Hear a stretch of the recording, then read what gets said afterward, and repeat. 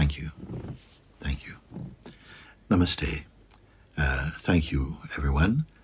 I am Mooji. I've come to talk to you a little bit about the growing concerns about that we're having as the human race itself, actually. First of all, I want to commend the many beings from all over the world who are working as doctors and nurses and servants to this outbreak of the virus. I know that people are traveling. Some doctors are coming even from places like Cuba to join the services in the hot points of where the virus is most prevalent at the moment, like in Italy and so on. I want to take this time to really commend and to say thank you, with one voice from all the people in the world, that you are called upon at this moment to be in service in such a profound and global way.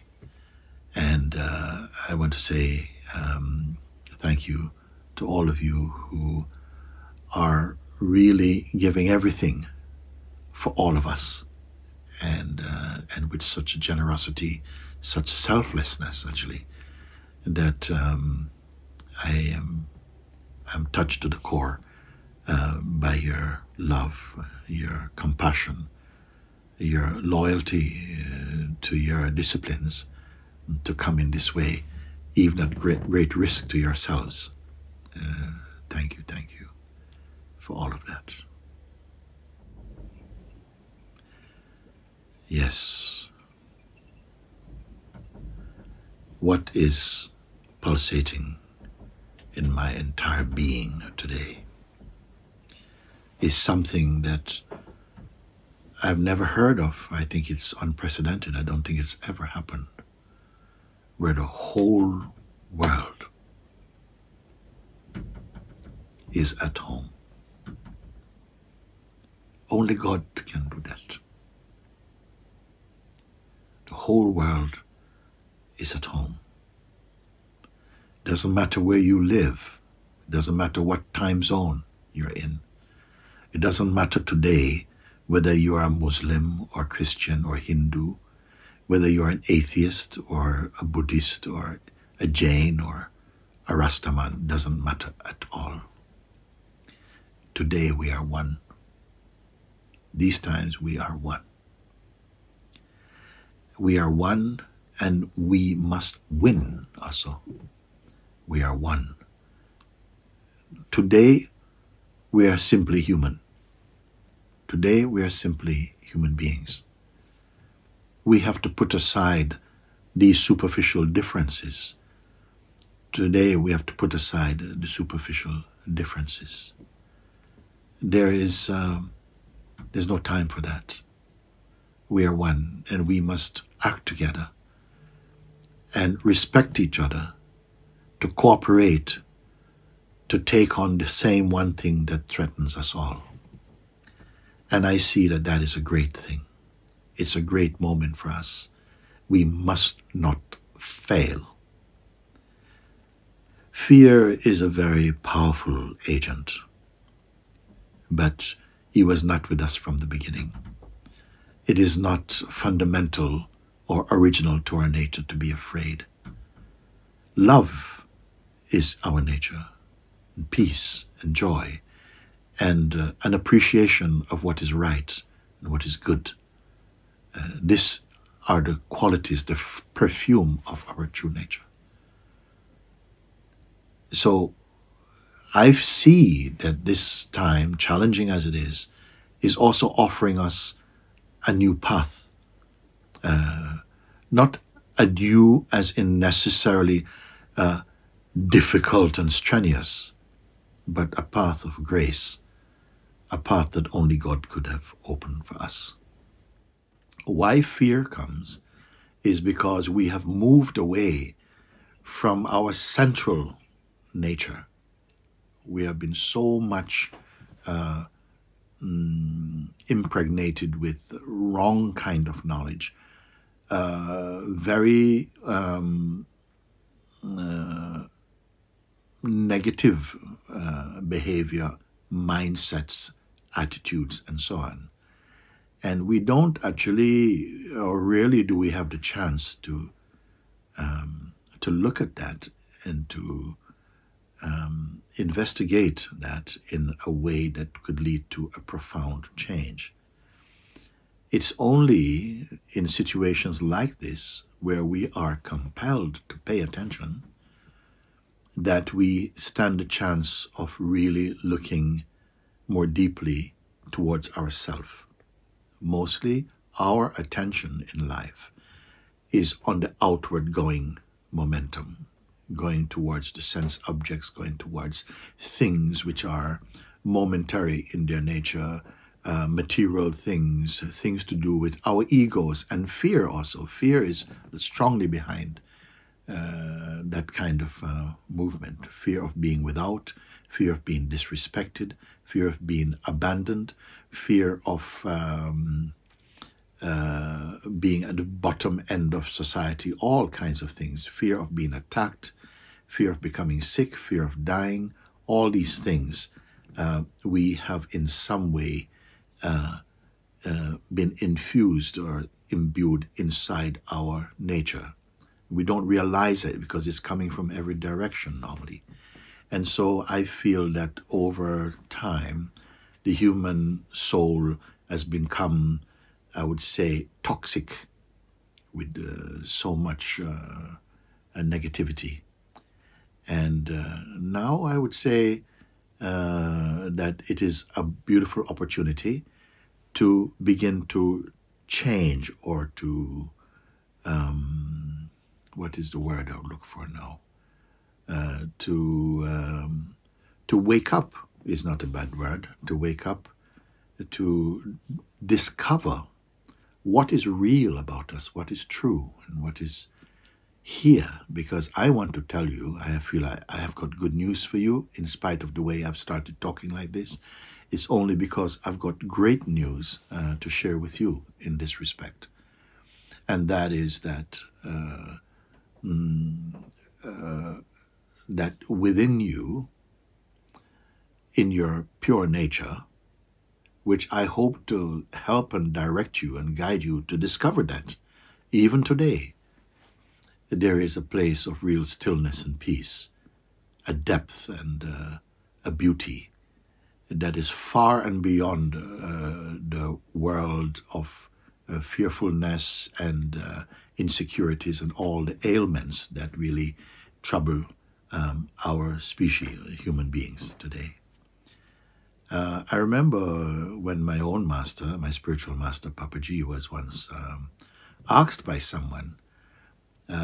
He said, Papaji, the world seems to be, mankind, he said, it seems to be on a path to self-destruction or something, you know. What must happen? What must man do? And the master responded, he said, mankind must become kind men. And that was very, very, it was so powerful to hear that. Mankind must become kind men. What is kind man? Kind man means to become himself again, to find his real nature, to find his real spirit and being. And where is this real spirit and being? Right here. It is right here in the heart of our existence, in the heart of our being. It is just through somehow bad habits, misconceptions, the junk food, mental junk food, actually, that has in some way misdirected our attention and put us on a path that eventually made us feel alien from the pure strength, the pure stability and solidity of the true life of a human being. What I want to tell you today is that your true nature is not lost. It is not somewhere else in some divine vault away from you. It is right here in the very core of your heart. And I want to tell you something else, that you need not be afraid, because the path of self-discovery is not strenuous, it's not difficult. In fact, with a situation being as challenging as it is today, I feel that nature, life, God is offering us an opportunity, actually, to go within. Because mostly our energies has been going outward. It has to go heartward. And the way of that is through some simple guiding will reveal, and I say reveal rather than create. And that should be good news for you, because if I had to say to you that you have to be creative in this, many of you would say, I don't think I have the confidence or the ability to create. But what I'm saying is that what is pure in you is intact already. It only needs to be recognized or discovered again, and you'll find that you are already one with that. What it really amounts to is the loss of this tendency to hemorrhage energy, meaning to waste energy pursuing the wind or pursuing things which are of no real value. What I would say to you is that as you discover more and more, you will fall in love with what you are discovering. It will make you much more stable. And that fundamental discovery, I would say, is the most important discovery in the human kingdom. It's not that, it's going to be so strenuous, so heavy, we have to do so many things to change. Actually, this is another thing I want to tell you about grace. That the grace that comes from God, from life, from God, helps us not because we deserve, so to speak, but because God is great. And the love of God serves every living being. So grace is here to guide us through difficult times. In one part, I remember now, even from the Bible, in the Psalm of David, I think it's called the Lord's Prayer. He says, "Yea, though I walk through the valley of the shadows of death, I will not be afraid of evil, knowing you are with me. Your rod and your staff, they comfort me." It continues, "Surely goodness and mercy will follow me all the days of my life, and I will dwell in the house of the Lord forever." All over the world, particularly in Christendom, we know this prayer. This prayer existed even before the time of Jesus. It's an ancient prayer. Even though it says, "I walk through the valley of the shadows of death," not of death, because in reality, I tell you something that may sound very, very new to you. What you are in reality cannot die. I'm going to say this again. Who and what you are, not personally, because the person we take ourselves to be is simply a mask worn in front of the reality we truly are. And now is a time to discover these things, I want you to know. The guided meditations is really showing you where you are most alive, in the most complete sense and in an experiential way. I'm not here to share with you beliefs and philosophies, and not even scriptures actually, but to guide you in a living way, in an experiential way, that you will come to a discovery and a knowing, and that will bring great peace into your mind and heart, and a great encouragement to all peoples of every time, that you may not be afraid. As I said before, fear has its role, it has its place, but it's been given too much of a central place. And we must have the courage to face what comes. Fear is not attached to this situation. Fear is a response that comes from our not being centered inside our own being. And so I want to to guide you to the experience, the knowing of who you really are within yourself. And so I pray from my heart that each one will grow inwardly, that even after this virus comes under control or is stopped, that even after that moment, we continue to grow inwardly and outwardly, to grow in understanding, and so that we don't take things for granted. We don't go back to what we have transcended.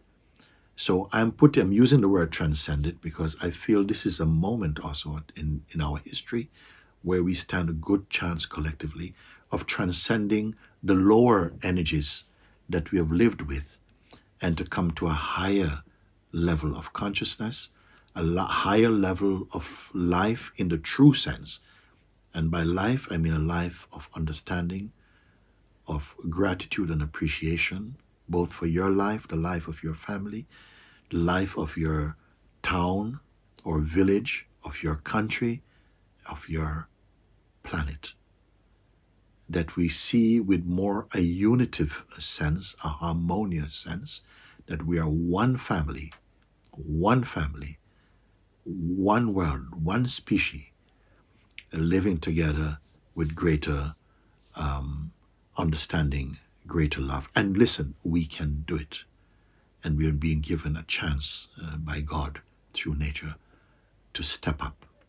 We have a lot of support for this, a lot of encouragement. And bless you, everyone, each and everyone, that because all are brothers and sisters to myself. I love you. Let's grow more and more in this love for each other. That love becomes our climate. Let it be so. And God bless you that this coronavirus will do its work but come to an end.